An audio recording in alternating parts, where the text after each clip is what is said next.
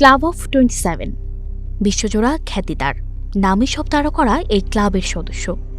তবু শখ করে এই ক্লাবের নাম লেখাতে চান না কেউই, কারণ এই ক্লাবে সুখ্যাতি চাইতে বিড়ম্বনাই বেশি। বহু অলৌকিক কাণ্ডকারখানা জড়িয়ে আছে এই ক্লাবের সঙ্গে। এই ক্লাবে নেই কোনো ক্লাব হাউস, নেই সদস্য হওয়ার কোনো বিনিময় মূল্য। তারপরও এই ক্লাবে নাম লেখানো মুখের কথা নয়, কারণ এই ক্লাবের অস্তিত্ব বাস্তবে নয়, পরাবাস্তবে। বিখ্যাত সব সঙ্গীত শিল্পী, রক মিউজিশিয়ানরা এই ক্লাবের সদস্য। তালিকায় রয়েছেন Jim Morrison, Brian Jones, Robert Johnson, Kurt কোবেইনের মতো তারকা ব্যক্তিত্বরা। কাকতালীয়ভাবে এরা প্রত্যেকেই মারা গেছেন 27 বছর বয়সে। এই ক্লাব কুখ্যাত ওই 27 বছর বয়সের জন্যই।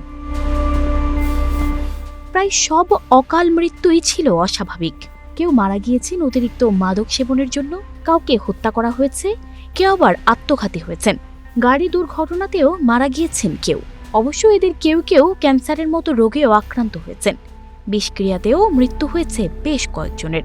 1969 থেকে 1994 সাল পর্যন্ত এই 27 বছর বয়সে যারা মারা গিয়েছিলেন তাদের সংখ্যা 9 করে 60-এরও বেশি।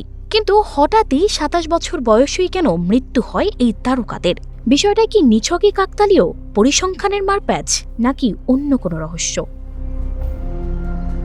কারণ খুঁজতে গিয়ে এক অদ্ভুত তথ্য দিয়েছিলেন সে সময়ের কিছু বিশেষজ্ঞরা। তারা দাবি করেছিলেন এই শিল্পীরা শয়তানের সঙ্গে চুক্তিবদ্ধ হয়েছিলেন। সে চুক্তির যেমন ভালো দিক রয়েছে, তেমনি রয়েছে খারাপ দিকও। সে চুক্তি অনুযায়ী নাকি শিল্পী তার কাঙ্ক্ষিত জনপ্রিয়তা পাবেন, কিন্তু বদলে তাদের চড়া দাম দিতে হবে।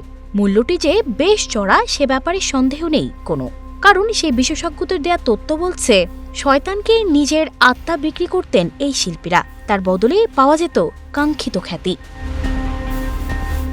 এর কোনো প্রামাণ্য ভিত্তি নেই, যদিও থাকার কথাও নয়। তবে রক ব্যান্ড নির্বাণার গিটারিস্ট কার্ট কোবেইনের মৃত্যুর পর তার মাকে এক সাক্ষাৎকারে বলতে শোনা গিয়েছিল ওই বোকা ক্লাবটায় নাম লেখানোর কারণেই তার সন্তানের মৃত্যু হয়েছিল। পরবর্তীকালে ক্লাব অফ 27-এর বাকি সদস্যরাও একই কাজ করেন বলে বিশ্বাসীদের ধারণা। ঠিক এত সব গুঞ্জনের ভিড়ে সত্যকে এখানে ঠিকঠাক খুঁজে পাওয়া যায় না বলে আজও ক্লাব 27 মানুষের কাছে এক আশ্চর্যের নাম, বিস্ময়ের বিষয়বস্তু। সানজিদা রহমান, প্রবাস খবর।